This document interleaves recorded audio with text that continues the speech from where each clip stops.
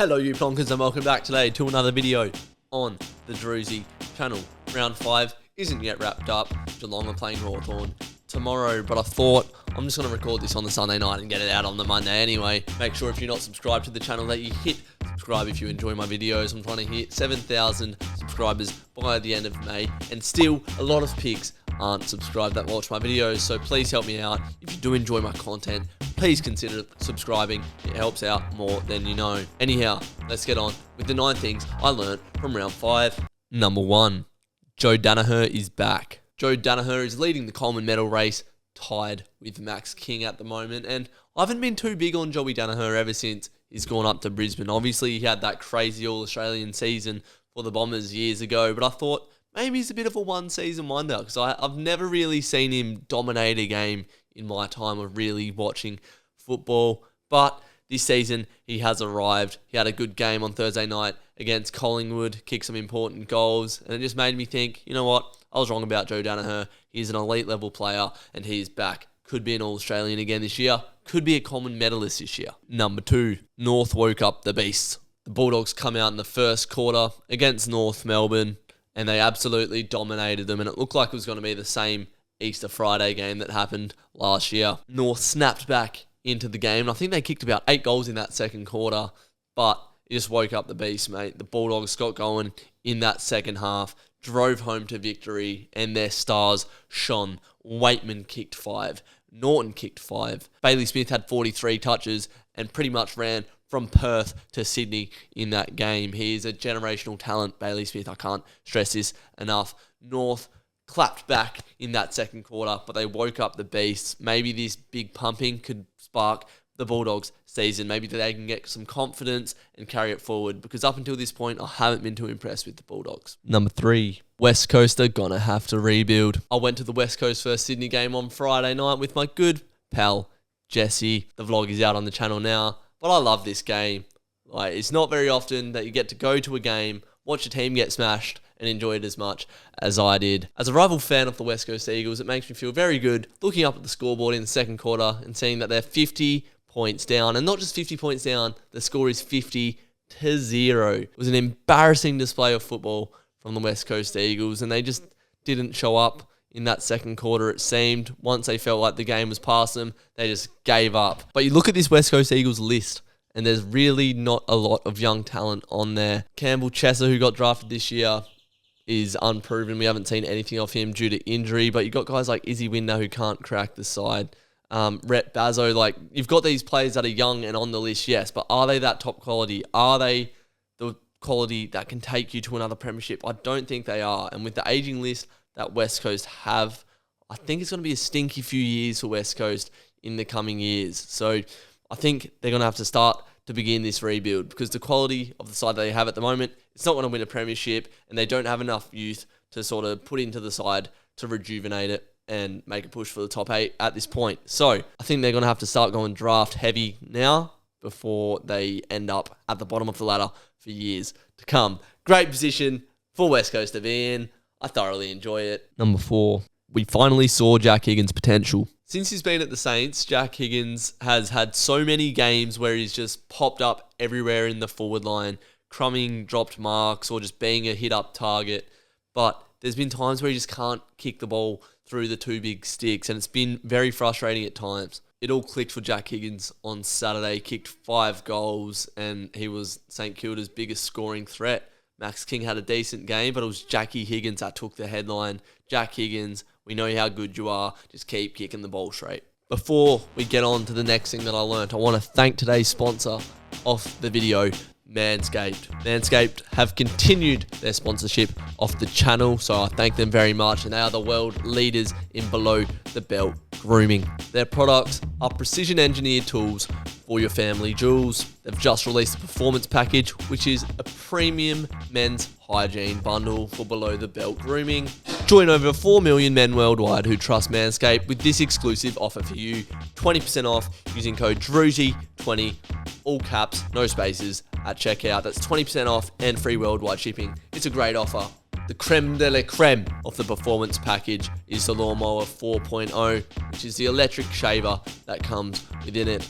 I've used this, didn't get any nicks or cuts, did the job perfectly, kept me clean in these dark times of limited action. But I know if I am called to action, I won't be ashamed of what's below the belt, because it's looking all schmick and tidy and smelling good with the liquid formulations, the ball deodorant, and the anti-chafing ball cream. So what are you waiting for, lads? If you need to clean up below the belt, make sure you head over to manscaped.com and they'll sort you out, I guarantee it. Use code Drewzy20 at checkout, all caps, no spaces, for free worldwide shipping and 20% off. It supports the channel. You get a good product.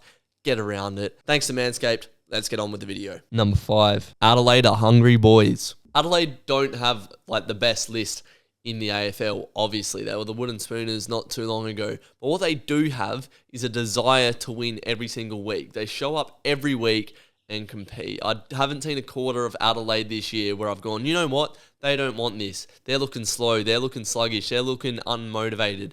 Every time I watch the Crows, they are up for the fight. This game against Richmond on Saturday night, it was a very scrappy game. Both teams weren't very clean at times. You'd think that Richmond, being the veteran side they are, would overpower the young side that is Adelaide, but they've got a lot of fight in them, the Crows, and I've been very impressed with the intent that they've brought this year. This was a big win for the Crows. Number 6, Melbourne are in flag form. I don't know if it's just me, but Melbourne have just been sliding under the radar. I haven't been taking notice of them, probably because I just expect them to win every week, but they still haven't lost a game of football in over 260 days. Bonkers. They put on an absolute clinic on Saturday night, kicking 10 third quarter goals. GWS were within 3 kicks at one point, and I thought, oh, this could be a good game, actually. GWS have quite a lot of good talent. No, bang, Melbourne switch on, start dominating. Their speed off the back half is up there with the best in the AFL, maybe only second to Freo, if I do say so myself. The way that they can transition the ball from defence to attack, lightning speed, and they pour in the goals very quickly. They made light work of the Giants. They're just playing in a flow state at the moment. It just looks like it's second nature to them to play this level of football at the moment. The D's are in flag form once again. Number 7. There is a big question mark over Carlton still. I've said it before, how Carlton have these surges in games where they'll pile in goals. They did this again on Sunday against Port Adelaide at the MCG. Piled in the goals in the first half. I think they got out to a 50-point lead at one point, and then they thought that was it. They thought the game was done. They dropped their intensity, dropped their pressure, and it almost allowed Port Adelaide to overcome the biggest margin deficit in their history as a football club. It would have been very embarrassing for Carlton to lose this game, and they nearly did. You can't allow this to happen. It's been a trend with Carlton. They have these massive surges of goals when the momentum's on their side, and then they just go to sleep. It's happened many times. I hope it happens against the Dockers this week, and we put them to the sword. But anyway, Carlton, still a bit of a question mark on them, whether they're a top quality side, because top quality sides do not allow teams like Hawthorn and Port Adelaide to come back into the game when you've got a 7+ goal buffer. Shouldn't be happening. Number 8, Fremantle could actually make the top 8. The Fremantle top 8 conversation has been one that's been going on pretty much ever since Justin Longmuir came here, because we haven't made the finals since 2015. So we're always thinking, when are we finally going to make the top 8? When are we finally going to make the top 8? When he first got here, are we going to make the leap up now? Second year, can we make the leap? Third year, can we make the leap again? Everyone's been asking these questions, and I've been trying not to buy into them, because I don't like being optimistic. Because when you're optimistic, you raise your expectations, and then they get shattered when they don't come to fruition. But after this game against Essendon, we sit second on the ladder. 8th position, Collingwood have 2 wins. We now have 4. So we're 2 wins deep into the top 8, which is a very good position to find yourself in. The first half wasn't very good from the Dockers. I don't think our intensity was as high as it should have been. That was the observation I made. We come out in the second half, we lift that intensity, we lift that pressure, we start winning the centre bounce, start getting more inside 50s, and we couldn't put the ball through the 2 big sticks again early in the third quarter. But once we did, got a few goals through, the floodgates started to open, and we got the margin out to a 50-point lead at one stage. When the ball turns over, we love to use the corridor. We get it into the corridor, open up the ground, which gives our forwards plenty of room to lead at the mids from. Andy Brayshaw, probably another 3-vote game, could be on for a top-level Brownlow finish this year. Not saying that he's going to win it, but he'll be up in the top 10, I reckon, the way that he's going. This was a great win for the Dockers, and we could finish in the top 8. And number 9, the new umpiring rules suck. Can't talk about the last game because I haven't seen it yet. Hawthorn versus Geelong, haven't seen. But what I did learn this round is the umpiring rules I do not like. I thoroughly dislike the way that the umpiring is going. I could have said this in the first or second or third or fourth round, but I sort of wanted to get a good gauge of it. I wanted to see how it's implemented over a long period of time. Are these abuse rules only going to be sort of brought in for the first few rounds until the players simmer down or whatnot? I wanted to just see how it's sat. Firstly, with the umpire abuse rule, I agree with it. You shouldn't abuse an umpire. You shouldn't swear at an umpire. You shouldn't yell at an umpire. But when Harris Andrews is standing on the mark after a free kick that was pretty weak, speaking to the umpire, having a conversation and just goes and gives away a 50-metre penalty, that is not in the best interest of the game. There needs to be clear criteria for umpire abuse. You should be able to have a conversation with an umpire and ask some questions about what you did wrong to give away a free kick without being scared of giving away a 50-metre penalty. I absolutely do not agree with umpire abuse, but if you're making the wrong calls and then a player questions that in a heated manner because they're playing a game of football, it's not like they can just simmer down and bring themselves to level and then have a genuine conversation with you. They're obviously going to be frustrated at these calls. If you can't show any emotion when a call goes against you and you're giving away 50-metre penalties, which is just influencing the outcomes of games, it's not going to bode well for the sport. And just small things like the holding the man rule. If there's someone that gets their hand caught up on a jumper, it's holding the man.